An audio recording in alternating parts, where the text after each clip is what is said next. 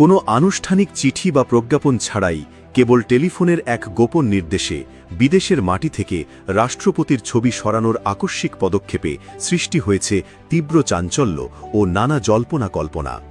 বিদেশে অবস্থিত বাংলাদেশের সব কূটনৈতিক মিশন, কনসুলেট এবং কূটনৈতিকদের কার্যালয় ও বাসভবন থেকে রাষ্ট্রপতি মোহাম্মদ শাহাবুদ্দিনের ছবি অবিলম্বে নামিয়ে ফেলার নির্দেশ দিয়েছে পররাষ্ট্র মন্ত্রণালয়। কিন্তু এই নির্দেশনার ধরন এবং গোপনীয়তা এক গভীর প্রশ্নের জন্ম দিয়েছে। কেন এই আকস্মিকতা এবং কেনই বা এই লুকোচুরি?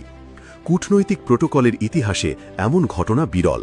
সাধারণত এ ধরনের গুরুত্বপূর্ণ রাষ্ট্রীয় সিদ্ধান্ত লিখিত আকারে আনুষ্ঠানিক সার্কুলার বা ইমেইলের মাধ্যমে প্রতিটি মিশনে পাঠানো হয়, কিন্তু এবার তার কিছুই হয়নি। কূটনৈতিক সূত্রগুলো নিশ্চিত করেছে পররাষ্ট্র মন্ত্রণালয় থেকে অঞ্চলভিত্তিক কয়েকজন জ্যেষ্ঠ রাষ্ট্রদূত ও হাই কমিশনারকে সরাসরি